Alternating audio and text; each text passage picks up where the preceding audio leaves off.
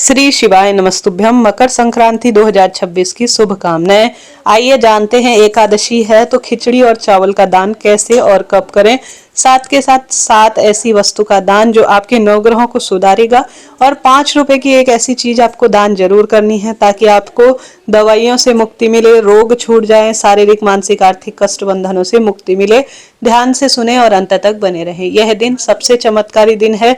इस दिन अगर आप कोई भी वस्तु भले ही कितनी भी संख्या में हो, कितने भी स्वरूप में हो, उसका दान करते हैं तो इसका फल अक्षय रहता है। साल की सबसे बड़ी संक्रांति है। महीने में हर बार संक्रांति आती है, परंतु यह जो मकर संक्रांति है, जब धनु राशि में से भगवान सूर्य नारायण मकर राशि में प्रवेश करते हैं तो यह सबसे बड़ी संक्रांति मानी जाती है। इस बार मकर संक्रांति 14 तारीख को शाम को 3 बजे से पुण्यकाल का समय होगा। यह दोपहर में 3:06 से पुण्यकाल शुरू होगा, जो कि शाम 6 बजे तक आप कभी भी दान कर सकते हैं।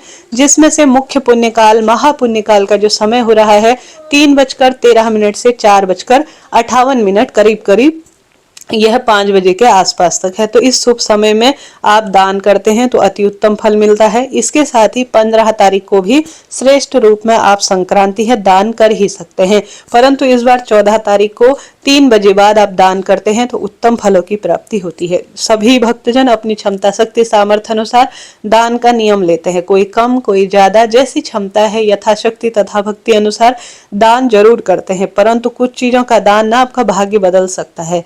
आप जानते होंगे इस दिन 14 की संख्या में दान करने का बड़ा महत्व है, परंतु आप 14 करते हैं तो उत्तम है, नहीं तो मात्र कुछ चीजों का दान भी आपको सर्वश्रेष्ठ परिणाम देता है। तो इसमें सबसे बड़ा दान होता है नमक का। देखिए, नमक का संबंध राहु से होता है और नमक का संबंध चंद्रमा से भी होता है और नमक का संबंध धन लक्ष्मी अर्थात शुक्र से भी होता है। तो किसी मंदिर में, कहीं भंडारे में, कहीं खिचड़ी वितरण का कार्यक्रम चल रहा हो तो 1 कटोरी या 1 पैकेट या जितना आपसे हो काला नमक या सफेद नमक, जो आपसे व्यवस्था हो, उसे दान देकर जरूर आए। सबसे पहले जब स्नान करें ना 14 तारीख को, तो आप सभी व्रत करें या ना करें या कोई नियम ले या ना ले, पहले सुबह स्नान करें गंगा जल मिश्रित जल से, ठीक है। जल से स्नान कर कर सूर्य उदय के बाद या पहले कभी भी स्नान किया जा सकता है। इसे उत्तरायण भी कहा जाता है। शास्त्र में कहा जाता है उत्तरायण पर ही भीष्म पितामह ने अपनी देह त्यागी थी और यह देवी देवताओं की सुबह के रूप में भी जानी जाती है।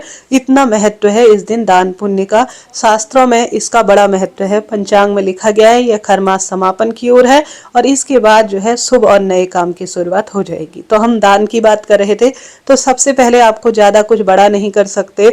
बच्चे बड़े रोग मुक्ति, शारीरिक मानसिक आर्थिक कष्ट बंधनों की मुक्ति के लिए नमक का दान जरूर करें। कहीं भी किसी भी स्वरूप में आप कर सकते हैं, खिचड़ी के रूप में कर सकते हैं या साधारण नमक के रूप में आप दान कीजिएगा। तो आप सभी ज्यादा कुछ बड़ा नहीं कर सकते, तो 1 पैकेट नमक कहीं भी दान कर कर जरूर आ जाइएगा। किसी भी जरूरतमंद व्यक्ति को, आवश्यक नहीं है कि ब्राह्मण देवता को ही दिया जाए, आप किसी भी जरूरतमंद, क्योंकि दरिद्र नारायण भगवान में क्या पता भगवान आपकी परीक्षा ले रहे हो, तो किसी को भी आप दान दे सकते हैं। सबसे पहले बात कर लेते हैं इससे, इस दिन सबसे पहले जो विशेष दान किया जाता है वह है सबसे सुंदर सप्तधान्य का दान। सप्तधान्य में देखिए चावल भी आ जाते हैं और इसके बाद हरा मूंग आ जाता है, जो कि खिचड़ी में भी सम्मिलित होता है। चावल भी खिचड़ी में सम्मिलित होती है। काली उड़द की दाल, जो कि खिचड़ी के रूप में भी प्रयोग होती है और काली उड़द की दाल का संबंध शनि से होता है, पितृदोष मुक्ति के लिए जाना जाता है। सप्तधान्य में हरे मूंग का संबंध बुध से होता है, चावल का संबंध चंद्रमा और राहु से होता है, तो यह आपको दान करना है। सप्तधान्य में आते हैं जौ, जो मैंने अभी आपको जौ दिखाए होंगे वह इंद्र जौ कहलाते हैं, जो कि विशेष अनुष्ठान और पूजा में काम में आते हैं। थैली में आपने देखा होगा। आप सामान्य जौ ले लीजिएगा और इसमें सप्तधान्य में आते हैं काले तिल और गेहूं, ठीक है।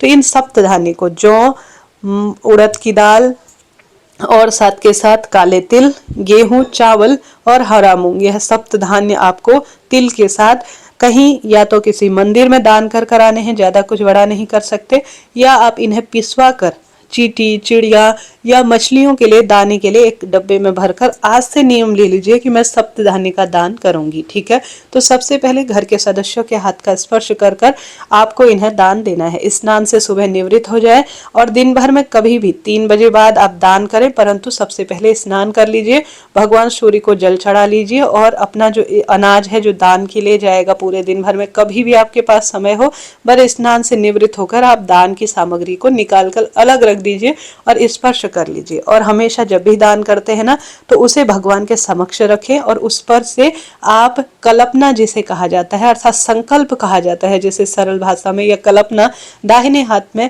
आप जल लेकर अपना नाम गोत्र बोलें, अपने इष्ट पितृ देवी देवताओं का ध्यान करें, पंच देवताओं का ध्यान करें। पंच देवता कौन है? गणेश जी महाराज, माता रानी, श्री नारायण, महादेव, सूर्य भगवान और गणेश जी महाराज, इन पंच देवी देवताओं का ध्यान करें। फिर दाहिने हाथ में जल लेकर 3 बार जो सामग्री आप दान करने के लिए जा रहे हैं उसमें से घुमाकर जमीन पर छोड़ दीजिए। ठीक है, यह कार्य आपको करना है दान, परंतु 14 तारीख को 3 बजे बाद ही करना है। पुण्य काल का समय मैंने स्क्रीन पर दिखाया है ताकि आपको कोई दिक्कत ना हो।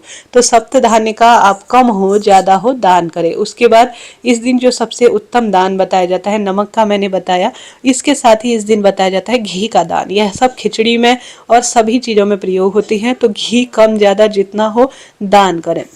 अब खिचड़ी देखिए, चावल, काला तिल और थोड़ा सा या तो कई लोग मसूर की उड़द की दाल डालते हैं या मूंग की दाल डालते हैं, आप उस अनुसार, और चावल को मिलाकर इस दिन जरूर खाई जाती है। परंतु इस दिन एकादशी है तो दान कैसे करें, कैसे भगवान को भोग लगाएं, कैसे इसे ग्रहण करें, यह सुनिएगा।